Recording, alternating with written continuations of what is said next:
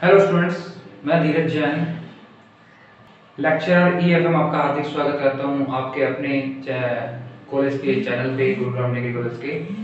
तो मैं धीरज गुराज के सामने फॉरेन एक्सचेंज रेट के बारे में हम डिस्कस करेंगे कि अगर हम फॉरेन एक्सचेंज रेट का निर्धारण की बात करें तो बेसिकली हम एक डायग्राम के थ्रू उसको अच्छे से डिस्कस कर सकते हैं।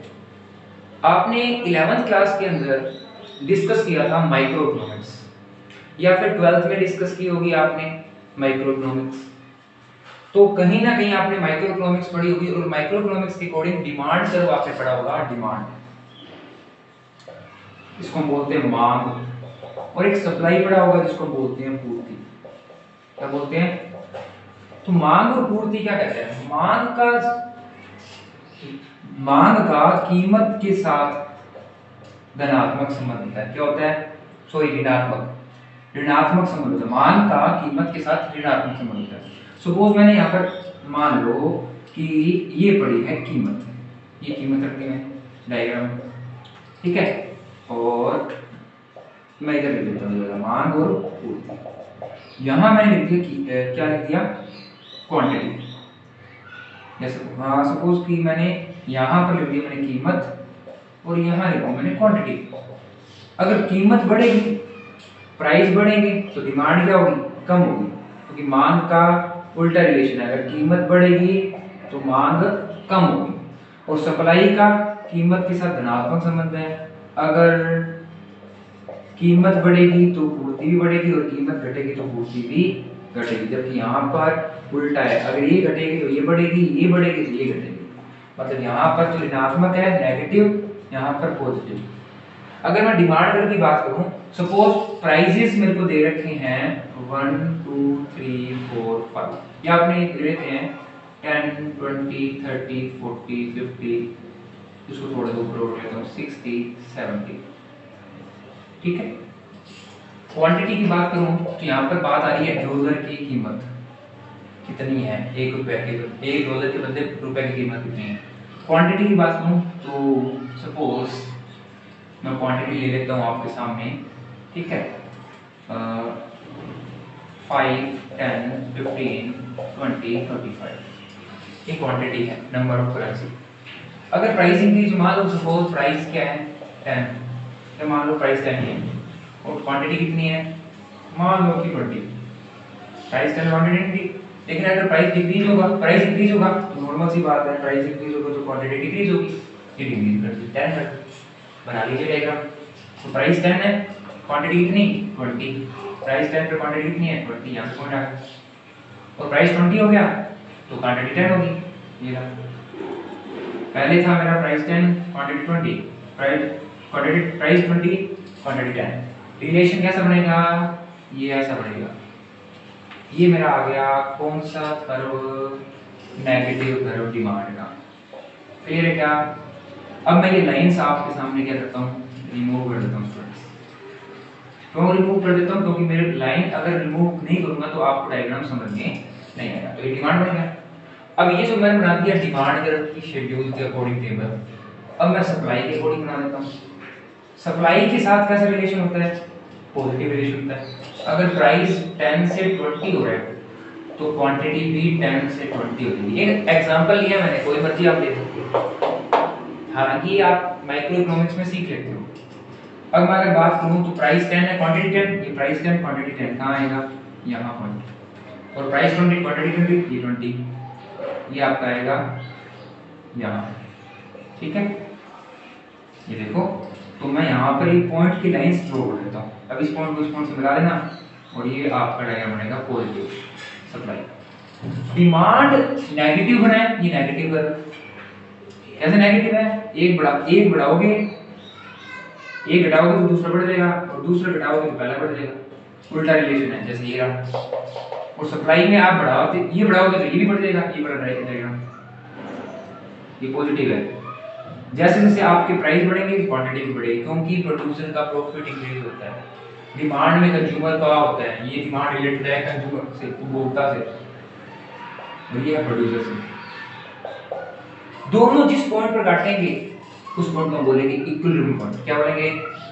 यहाँ पर आपके डॉलर के प्राइस क्या होंगे, सेट।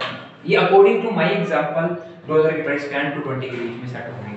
अगर आप एग्जैक्ट बनाते हो तो आपको एग्जैक्ट वैल्यू पता रहती है $17 है या फिर $18 है, 18 रुपीस पर डॉलर। तो ये तो मैंने एक छोटा सा एग्जांपल लिया। इसी तरीके से हम पूरे देश की मांग और पूर्ति के साथ साथ हम डॉलर की यानी विदेशी विनिमय दर का निर्धारण कर सकते हैं।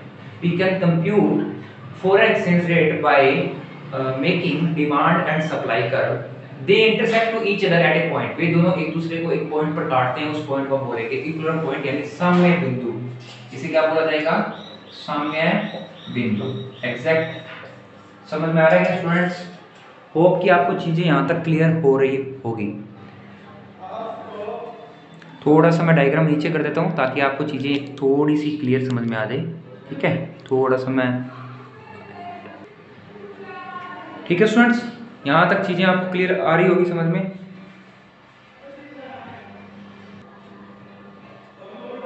ठीक है स्टूडेंट्स, तो यहां तक हमने बीकॉम फाइनल ईयर की इंटरनेशनल फाइनेंस एंड बैंकिंग कर लिया। तो ये हमारा फर्स्ट मेथड था विदेशी विनिमय दर के निर्धारण का। इस विधि का नाम है मांग व पूर्ति विधि।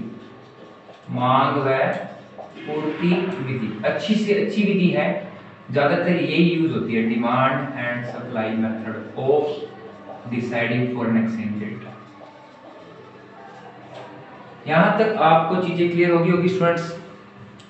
ठीक है, तो इसी तरीके से हम अलग अलग तरीके से इंटरनेशनल फाइनेंस एंड बैंकिंग को अच्छे से डिस्कस कर सकते हैं। कोई भी डिटेल है तो मैं अपने नंबर यहाँ लिख रहा हूँ, अगर कोई भी दुविधा हो आप यहाँ पर फिर से कॉन्टैक्ट कर सकते हैं। ठीक है, तो ऐसा भी डाउट हो, ठीक है, नीरज जैन, गुरुग्राम डिग्री कॉलेज 5 ठीक है स्टूडेंट्स। चलिए, इसी तरीके की हमारे साथ अच्छी से अच्छी आपको वीडियोस और प्रोवाइड करेंगे जिससे आपके टॉपिक्स अच्छे से क्लियर हो जाएंगे। ठीक है, तो यहाँ तक हमने किया है डिमांड एंड सप्लाई। चलिए आगे की वीडियो और कैरी ऑन कर लेंगे हम। ठीक है, चलिए स्टार्ट करते हैं हम।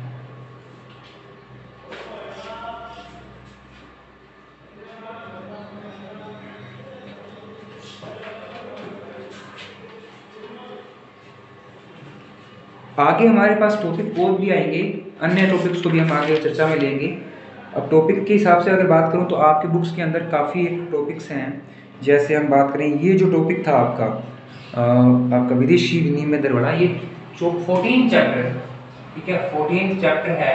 मेरे पास जो बुक है वो है APC यानी अजमेरा बुक कंपनी, उसका 14 चैप्टर है। बाकी हर बुक का अलग अलग हो सकता है। अजमेरा बुक कंपनी अजमेर के अकॉर्डिंग की बुक है ये। इस बुक के आप 17 चैप्टर है, सॉरी 14 चैप्टर है। ठीक है क्या? चलिए अब आगे की हम बात करते हैं। 14 चैप्टर के बाद अगर हम बात करें तो विदेशी विनिमय दर के है क्या, वो तुमने पढ़ लिया।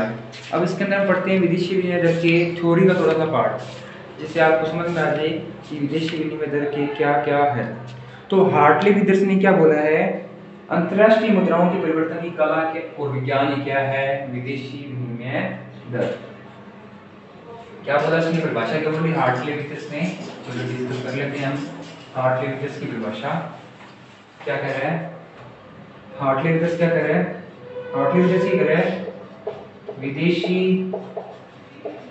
विनिमय अंतरराष्ट्रीय मुद्राओं के परिवर्तन की कला व विज्ञान है, की कला व विज्ञान है। ये बोला था हार्टले विदर्स ने। इन्होंने मुद्रा की परिभाषा दी थी, इन्होंने ही आगे विदेशी विनिमय मुद्रा की परिभाषा दी है। बहुत ही अच्छे उत्तर माने जाते हैं ये, स्पेशली फॉर मनी कैलकुलेशंस के लिए। ठीक है, इसके अलावा विदेशी विनिमय दर के क्या क्या कारण थे, तो विदेशी विनिमय की समस्या क्या थी, समस्या की अगर मैं बात करूं तो विदेशी विनिमय दर की समस्या करी। तो स्टूडेंट देखिए पहली समस्या थी विभिन्न मुद्राएं, अलग अलग देश में अलग अलग मुद्राएं होती है। तो इसीलिए पहली समस्या ये थी कि कौन से देश की मुद्रा को हमें कन्वर्ट करना होता, तो हमें पता ही नहीं था, क्योंकि हमारे देश की मुद्रा सिर्फ अमेरिका की अगर पता होती हम सिर्फ अमेरिका में चेंज करते। अगर नेपाल की टका की बात कर ले तो वहाँ का हमें नहीं पता, तो इसीलिए हमें अलग अलग देश की मुद्रा के साथ क्या करना पड़ता है, कन्वर्ट करना पड़ता है। उसका भी रीजन क्यों है, क्योंकि हम कई चीजें हमारे देश में संपूर्ण रूप से उत्पादित नहीं होती, जैसे हम कहीं ज़्यादा लेते हैं कहीं कम लेते हैं, तो इस सभी के कारण क्या होता है, अलग अलग प्रभाव देखने को मिलता है। अब अगर हम बात करें स्टूडेंट्स, तो बेसिकली इसके बाद आती है हमारे पास विदेशी विनिमय दर का निर्धारण, तो हमने कर लिया। इसके बाद विदेशी विनिमय दर कितने प्रकार की होती है, तो प्रकार जो समस्या की बात क्या है, तो विभिन्न देशों की मुद्राएं मुख्य रूप से, ठीक है। और इसके अलावा मैं आपको भुगतान हस्तांतरण की समस्या कि भुगतान करने में कठिनाई हो रही थी, कोई देश किसी देश की मुद्रा में भुगतान करता है तो कोई किसी देश की मुद्रा में भुगतान करता है। मांग और पूर्ति की समस्या, मांग और पूर्ति, किसी देश में मांग ज्यादा होती है किसी देश में पूर्ति कम होती है, और इसी कारण समस्या में परिवर्तित हो जाता है। अब हम बात करते हैं स्टूडेंट्स यहाँ पर प्रकार, तो प्रकार की बात करें तो विदेशी विनिमय दर अलग अलग प्रकार की होती है। सबसे पहले पढ़ेंगे स्थिर दर, परिवर्तनशील दर, एक आती है अन्य। देखो स्थिर दर वो होती है जिसमें आपकी जो विदेशी विनिमय दर है वो एकदम स्थिर रहती है, क्या रहती है, स्थिर। परिवर्तनशील में आप उसको अपने अनुसार घटा या बढ़ा सकते हो। जैसे स्थिर की बात करूं तो ये मांग या आपकी सप्लाई, ये डिमांड जहाँ घटेगी वहां हो जाएगा स्थिर। इस दर पर आप क्या करोगे, फॉरेन एक्सचेंज रेट डिसाइड करोगे। लेकिन अगर परिवर्तनशील की बात करो तो परिवर्तनशील में क्या होगा, आप इसको अपने अनुसार चेंज कर सकते हो, ऊपर नीचे कर सकते हो, डिसाइड हो गई, फिर भी हमें लगा कि यार ये कम है तो बढ़ा दी, और अगर ज्यादा है तो कम कर दी। इसके अलावा अन्य के अंदर हम क्या करते हैं, स्थिर भी कर सकते हैं और परिवर्तनशील भी करते हैं, दोनों ऑप्शन आते हैं हमारे पास। तो इसको आप अपने हिसाब से बुक्स के अंदर अच्छे से कवर कर सकते हो। इसके बाद हमारे पास आता है कि विदेशी विनिमय दर तो हमने कर लिया। इसके बाद आता है हमारे पास, आगे है हमारे पास थ्योरी का काफी मैटर आता है इसमें, लेकिन थ्योरी का मैटर इतना ज्यादा हार्ड नहीं है जो कि हार्ड बनाया गया है। तो विदेशी विनिमय दर क्या है, स्थिर और परिवर्तनशील विनिमय दर में क्या अंतर है, तो स्थिर दर में स्थिर रहती है, परिवर्तनशील में परिवर्तित रहती है। स्थिर दर में आप कभी भी चेंज नहीं कर सकते, परिवर्तनशील में चेंज कर सकते हो, कुछ एक डिफरेंसेस आपको करने पड़ेंगे, ठीक है। चालू क्या होती है, चालू हम बोलते हैं जो करंट में चल रही है उसको हम बोलते हैं चालू विनिमय दर। तो इसके अंदर हमने साम्य बिंदु बताया था। साम्य बिंदु क्या होता है, जहां पर मांग और पूर्ति एक दूसरे को काटते हैं उसको साम्य बिंदु कहते हैं। इसे ई से रिप्रेजेंट किया जाता है, यानी इक्विलिब्रियम पॉइंट से रिप्रेजेंट किया जाता है। इसके बाद हम बात करें तो इसकी अलग अलग विधियां हैं। तो आज हमने पहली विधि की है, इसी तरीके से हम दूसरी विधि भी करेंगे। तो भुगतान संतुलन विधि हम करने जा रहे हैं। तो आज विदेशी विनिमय दर की दूसरी विधि है भुगतान संतुलन विधि।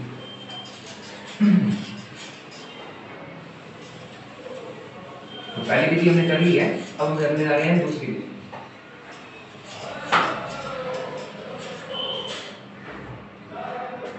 भुगतान संतुलन विधि। बस ये विधि थोड़ा सा ये है कि भुगतान में संतुलन घटता है। संतुलन का मतलब क्या है, देखो अभी आपने ये किया कि ये आपकी सप्लाई कर रहा है, ये आपकी डिमांड कर रहा है, जहां एक दूसरे में काटेगी वहां आपका पॉइंट आ जाएगा इक्विलिब्रियम पॉइंट। यहाँ पर डॉलर की रेट डिसाइड होगी और यहाँ क्वांटिटी डिसाइड होगी। विदेशी विनिमय दर और मात्रा। अगर मान लो कि आपका जो प्राइस है, मान लो सप्लाई बहुत ज्यादा हो रही है, तो सप्लाई बहुत ज्यादा है, हमारे पास इतने डॉलर है कुछ मत, मतलब इतनी इंडियन करेंसी है, लेकिन डिमांड कम है, सपोज, तो क्या होगा, अगर आपके पास डिमांड कम है तो प्राइसेस कम हो जाएंगे। अगर आप इस पॉइंट पे हो, सप्लाई बहुत ज्यादा है ऑलरेडी और डिमांड कम है, तो दोनों अलग अलग होंगे। तो कैसे करोगे, या तो आप सप्लाई ज्यादा तो आप क्या करोगे, अपने प्राइस को कम कर दो ताकि डिमांड कम है वो फुलफिल हो जाए। तो इस केस के अंदर आप यहाँ आओगे, इस पॉइंट को हम बोलेंगे एक्सेस सप्लाई, आधिक्य पूर्ति। तो आपकी पूर्ति क्या है, ज्यादा है, क्योंकि राइट साइड में जो कर्व होगा वो ज्यादा होगा।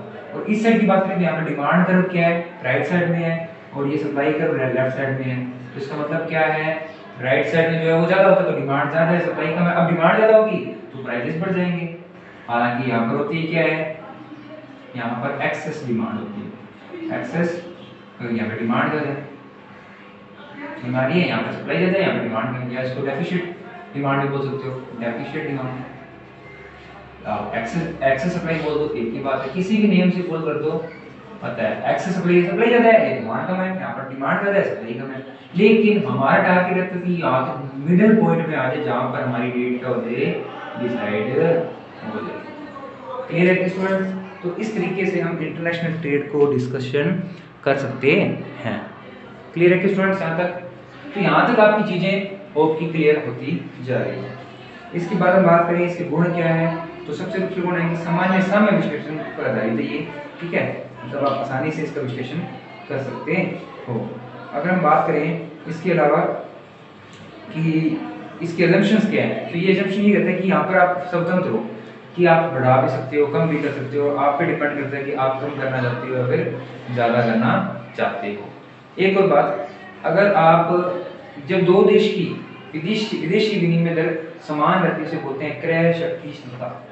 क्रय शक्ति क्षमता किसे कहते हैं, जब दोनों देश की विनिमय दर क्या होती है, समान विनिमय दर होती है, तो उसको हम बोलते हैं क्रय शक्ति क्षमता। चीजें क्लियर है क्या स्टूडेंट्स? यहां तक चीजें क्लियर है?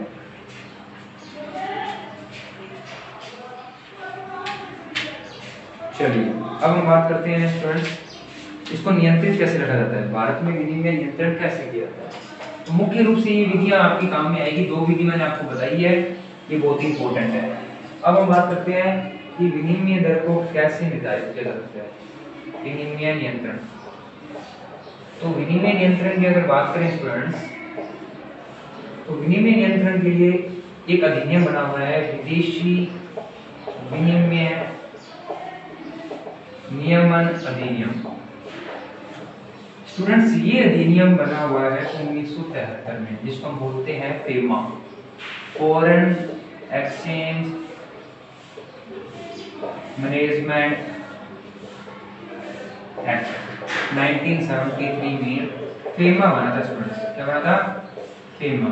और फेमा ने क्या दिया था, राइट दिया था कि आप कोई भी करेंसी को किसी भी करेंसी में चेंज कर सकते हो।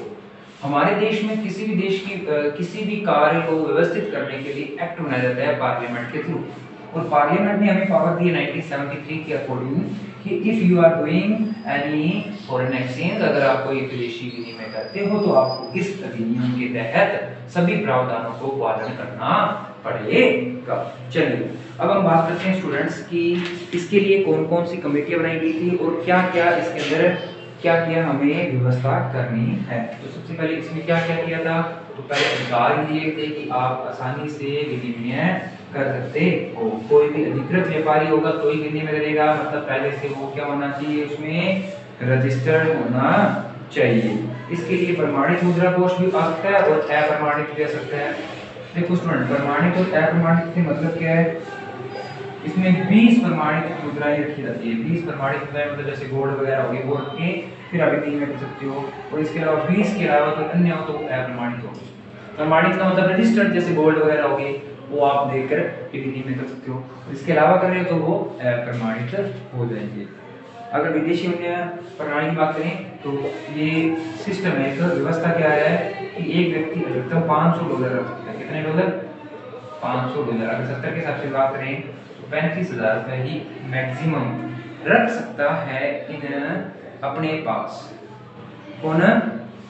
अपने पास 35,000 रुपए रख सकता है, नहीं तो फिर इनकम टैक्स वाले हिसाब से वो फिर एक्ट के हिसाब से पॉसिबल नहीं है।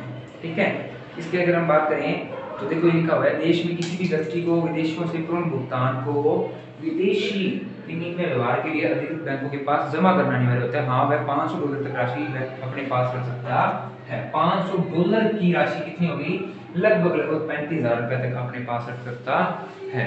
ठीक है, और अगर बैंक में जमा करवाया तो उसको सूचना देनी पड़ेगी। ठीक है, आगे को सूचना उस बैंक के द्वारा दी जाएगी। ठीक है, इसके अलावा इसके लिए बोर्ड भी बने हुए हैं, अलग अलग बोर्ड हैं, और विदेशी विनिमय भुगतान भी कर सकते हैं। तो विदेशी विनिमय भुगतान भी किसी तरीके से किया जाता है, विदेशी विनिमय भुगतान। ठीक है स्टूडेंट्स, अगर हम बात करें परिवर्तनशील विनिमय दर व्यवस्था को, परिवर्तनशील विनिमय दर व्यवस्था अलग अलग की जाती है। इसमें परिवर्तनशील विनिमय दर व्यवस्था भी होती है, इसमें आप दरों को परिवर्तित कर सकते हो। ठीक है स्टूडेंट्स, इसके अलावा अगर हम बात करें उदार विनिमय प्रणाली, विनिमय लाइबल एक्सचेंज मैनेजमेंट बना हुआ 1991 में बना था। उदार विनिमय प्रणाली, उदार विनिमय दर प्रणाली 1900 बनी थी सर 1991 में, जब अपनी आई थी नेशनल इकोनॉमिक पॉलिसी आई थी, तब ये liberal exchange rate management system बना था, LERMS, liberal exchange rate management system. 1991 में नेशनल इकोनॉमिक पॉलिसी आई थी, जिसमें लिबरलाइजेशन, प्राइवेटाइजेशन और ग्लोबलाइजेशन आए थे, उदारीकरण, निजीकरण और वैश्वीकरण। इसके हिसाब से क्या हुआ था, आप उदारीकरण को ज्यादा प्रावधान किए गए थे और उदारीकरण को ज्यादा महत्व दिया गया था। ठीक है, इसके बाद भारत के चालू खाते में, बजट के अंदर भी इसकी व्यवस्था की गई थी। बजट में भी दो तरह के खाते होते हैं, चालू खाते, चालू खाते के अंदर भी इसके लिए प्रावधान बनाए गए थे। ठीक है स्टूडेंट्स, तो यहाँ पर हमने आज की क्लास में लगभग 2 टॉपिक्स को हमने कवर अप कर लिया है। तो इसी तरीके की वीडियोस को हम आगे कवर अप करते रहेंगे। ठीक है, अपना सहयोग देते रहिए। Okay, thank you sir, thank you for watching this video. इस वीडियो को देखने के लिए बहुत बहुत थैंक यू। तो हमारी जो विदेशी विनिमय की क्लास है वो आज हमारी यहाँ तक कंप्लीट हो जाती है। इसी तरह की वीडियोस पाने के लिए हमारे चैनल को सब्सक्राइब करें, लाइक करें और हमारी वीडियोस को लाइक करें और नोटिफिकेशन का बेल आइकन दबाएं, ताकि आपको हमारी वीडियोस की latest information up to date डलती ही रहे। थैंक यू, जय श्री राम।